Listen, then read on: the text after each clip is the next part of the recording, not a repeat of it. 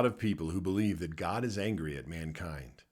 These folks are always quick to pounce anytime a major disaster strikes and pronounce that it's the result of God's judgment. You can look at the aftermath of Hurricane Katrina, various tsunamis, or the 9/11 attacks and see even prominent Christians declaring that God did those things as a part of his judgment on mankind. Christians pronouncing the wrath of God have a long and illustrious history. For example, one of the most well-known sermons to come out of the First Great Awakening in pre-revolutionary America is the famous Sinners in the Hands of an Angry God by Jonathan Edwards.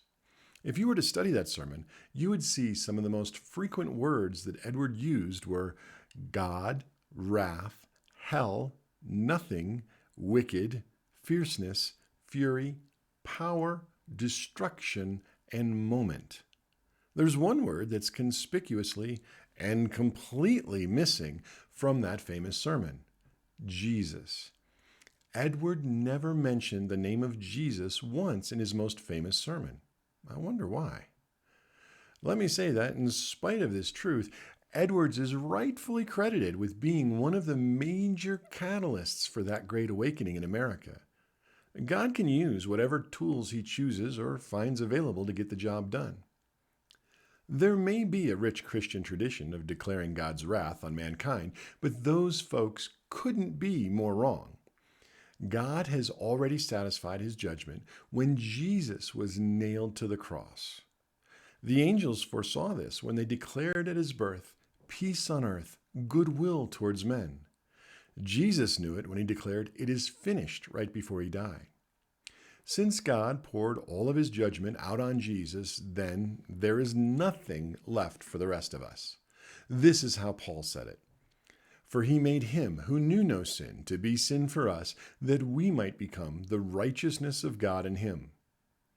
Besides, the Bible also says that God is slow to anger. Take a look. The Lord is merciful and gracious, slow to anger, and abounding in mercy. Think about that for a moment. What do you think slow is in God terms? Well, at the end of the book of Revelation, Jesus says, "Surely I am coming quickly." He said that to John about 2,000 years ago. If quickly to God is at least 2,000 years, how long do you think slowly is to him? I don't know, but it has to be longer than 2 millennia for sure. And if God angers that slowly, how can he possibly be mad enough to cause disasters in our time? There isn't a nation on the earth with a government anywhere near that old. Let me give you this encouragement from Psalm 30. For his anger is but for a moment, his favor is for life. Weeping may endure for a night, but joy comes in the morning. Even if God was angry with you at some point in the past, that anger is long gone. Step into his favor and enjoy his goodness.